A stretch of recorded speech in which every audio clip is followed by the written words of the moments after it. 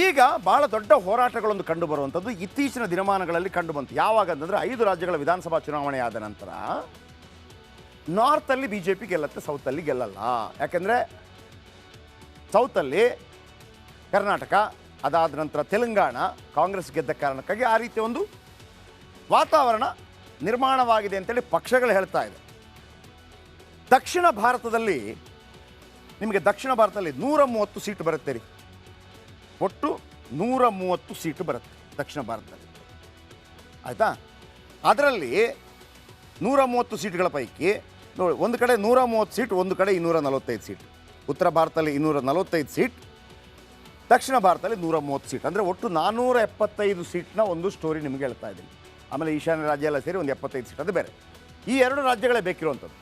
ನೋಡಿ, ಮೊದಲಿಗೆ ದಕ್ಷಿಣ ಭಾರತದಲ್ಲಿ ಒಟ್ಟು 130 ಲೋಕಸಭಾ ಕ್ಷೇತ್ರ ಇದೆ. ಕಳೆದ ಬಾರಿಯ ಚುನಾವಣೆಯಲ್ಲಿ ಬಿ ಜೆ ಪಿ ಗೆದ್ದಿರೋದು 30 ಕ್ಷೇತ್ರ ಮಾತ್ರ. 130ರಲ್ಲಿ 30 ಕ್ಷೇತ್ರ ಮಾತ್ರ. ಉಳಿದದ್ದು 30 ಕ್ಷೇತ್ರ ಮಾತ್ರ ಬಿ ಜೆ ಪಿ ಗೆದ್ದಿರೋದು ದಕ್ಷಿಣ ಭಾರತದಲ್ಲಿ. ಕರ್ನಾಟಕದಲ್ಲಿ 25, ಉಳಿದ 5 ಆ ಕಡೆ ಈ ಕಡೆ ಒಂದೊಂದು. ಕರ್ನಾಟಕದಲ್ಲಿ 25 ಗೆದ್ದಿದೆ.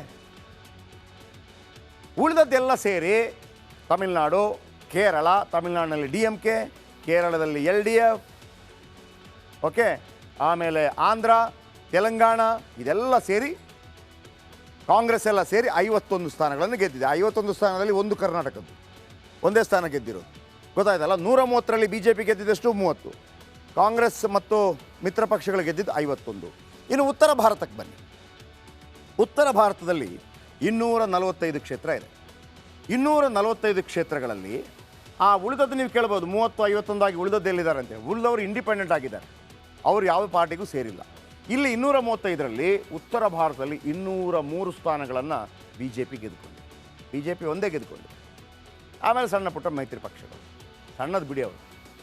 INDA ಮೈತ್ರಿ ಕೂಡ ಗೆದ್ದಿರೋದೆಷ್ಟು? 245ರಲ್ಲಿ 10% ಕೂಡ ಇಲ್ಲ. ನೆನಪಿಡಿ ವೀಕ್ಷಕರೇ, ಉತ್ತರ ಭಾರತದಲ್ಲಿ 10% ಕೂಡ ಇಲ್ಲ.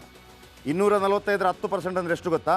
ಓಕೆ, 10%, ಹತ್ರ 10%, 24, 11%. ಉಳಿದ 90% ಬಿ ಜೆ ಪಿ ಹೊಡ್ಕೊಂಡು ಹೋಗಿದೆ.